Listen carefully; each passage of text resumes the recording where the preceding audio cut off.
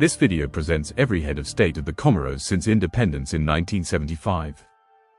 For each leader you'll hear the exact dates of office, how they came into power, the most outstanding feature of their rule, how they left office, and a brief judgment of their lasting legacy.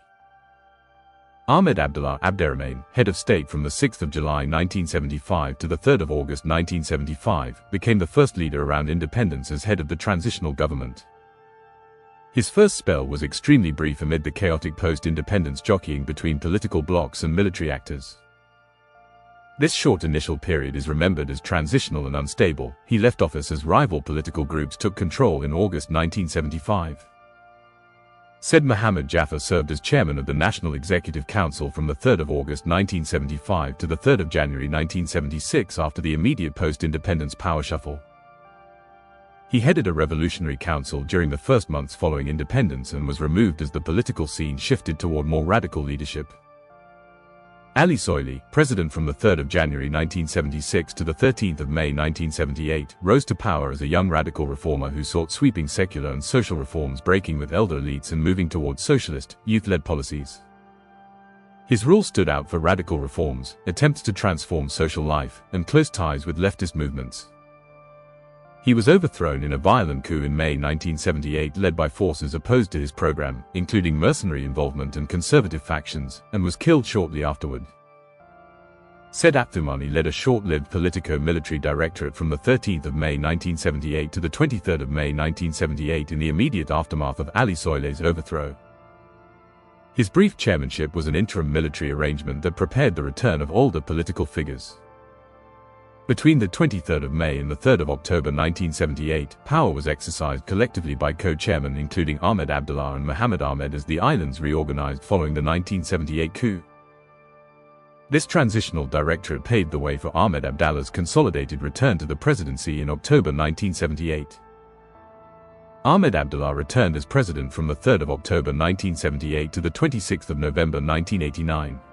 He consolidated power after the 1978 coup and ruled for over a decade in an era marked by authoritarian centralization and frequent interference from foreign mercenaries and factions. His rule ended when he was assassinated in November 1989, an event that plunged the country into further instability.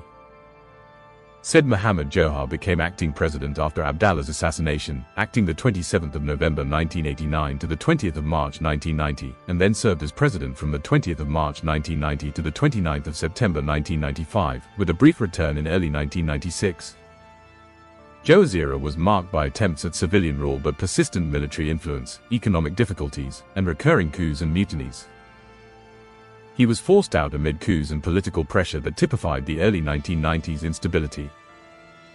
From the 29th of September 1995 to the 26th of January 1996, the Comoros passed through a series of very short interim military and acting presidencies, including Combo Ayuba, Mohamed Taki Abdelkarim in acting arrangements, as coups and transitional councils tried to stabilize governance.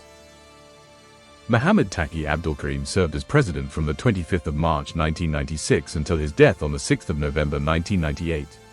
Elected democratically in 1996, his rule attempted to restore order and state institutions. He died in office in November 1998, creating another leadership vacuum.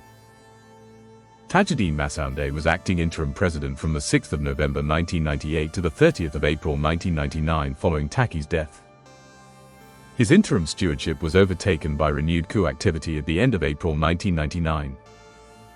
Colonel Azali Assoumani seized power in a coup on the 30th of April 1999 and led as head of state until the constitutional changes and transitional arrangements at the start of 2002. He then transferred to an elected presidency after a 2002 vote, serving as elected president from the 26th of May 2002 to the 26th of May 2006. His rule is notable for reasserting central authority, drafting a new constitution, 2001, that reorganized the union and introduced a rotation system between islands, and for a pattern of military intervention in politics. He left office after the 2006 election defeat, but his later returns to power would be consequential. Ahmed Abdallah Mohammed Sambi, often called Anjouan's preacher president, served from the 26th of May 2006 to the 26th of May 2011 after winning election. His administration emphasized Islamic identity, social programs and attempted to rehabilitate the Comoros' international image after years of coups. He left office at the end of his term in 2011. Azali Assoumani held the presidency from the 26th of May 2011 to the 26th of May 2016, elected under the rotational system. His government focused on economic development and infrastructure while navigating fragile coalition politics between islands. He completed his 5-year term and handed over power in 2016. Azali Assoumani returned to power as president from the 26th of May 2016 to the 13th of February 2019. He briefly resigned so that an interim could run the state during his re-election campaign, after which he resumed the presidency on the 3rd of April 2019. Following contested elections and constitutional changes, he remained in office through re-election in 2024 and into 2025. But how did he came to power? After being an army officer and a former head of state, Assoumani won elections and used constitutional changes, notably the 2018 referendum, to reorganize term rules and central institutions. Critics say his consolidation of power, constitutional amendments circumvented term limits and centralized authority. Opponents also claim of his growing authoritarianism.